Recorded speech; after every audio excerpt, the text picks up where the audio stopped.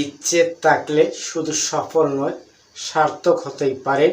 এই কথার গভীরে লুকিয়ে আছে জীবনের আসল উদ্দেশ্য। অনেকেই সফল হন, ডিগ্রি পান, টাকা কামান, নাম কুড়ান, কিন্তু সার্থকতা কই? সেটা আসে তখন যখন আপনার সাফল্য অন্যের উপকারে লাগে। রেহান মোটিভেশনে আরও একবার স্বাগত।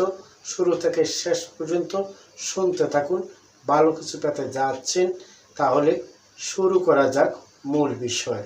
আপনার ইচ্ছে শুধু আপনাকে উঁচুতে নিয়ে যায় না, তাতে অন্যের জীবনেও আলো ছড়িয়ে পড়ে। বিষয়টি বুঝিয়ে বলি।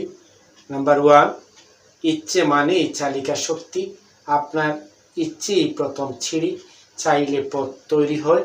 যেখানে বাধা আসে সেখানে ইচ্ছেই শক্তি হয়ে দাঁড়ায়। নাম্বার 2, সফলতা হচ্ছে বাইরের পুরস্কার, সার্থকতা হচ্ছে ভেতরের প্রশান্তি। সফল মানুষ খ্যাতি পান, কিন্তু সার্থক মানুষ ভালোবাসা পান। আপনার জীবনের কাজ যদি কাউকে সাহায্য করে, কাউকে অনুপ্রাণিত করে, তবে আপনি সার্থক। নাম্বার 3, ইচ্ছেকে লক্ষ্য বানিয়ে ত্যাগ ও অধ্যবসায় যোগ করুন। শুধু ইচ্ছে থাকলেই চলবে না, তার পেছনে লেগে থাকতে হয়, শিখতে হয়, পরিশ্রম করতে হয়। তবে বাস্তবতায় সুন্দর রূপ দেখতেই পারেন। সফল হওয়া সময়ের বিষয় হতে পারে, কিন্তু সার্থক হওয়া চিরন্তন অর্জন। তাই আপনার ইচ্ছাকে বড় করে গড়ুন।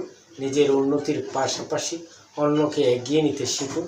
সেদিন আপনি শুধু সফল হবেন না, একজন সার্থক মানুষ হিসেবে নিজেকে খুঁজে পাবেন।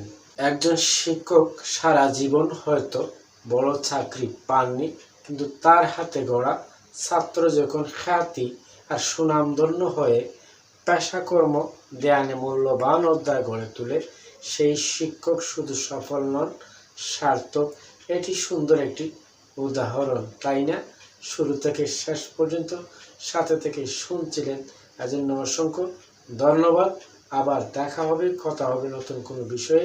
সে পর্যন্ত ভালো থাকুন, চোখ রাখুন রেহান মোটিভেশনে।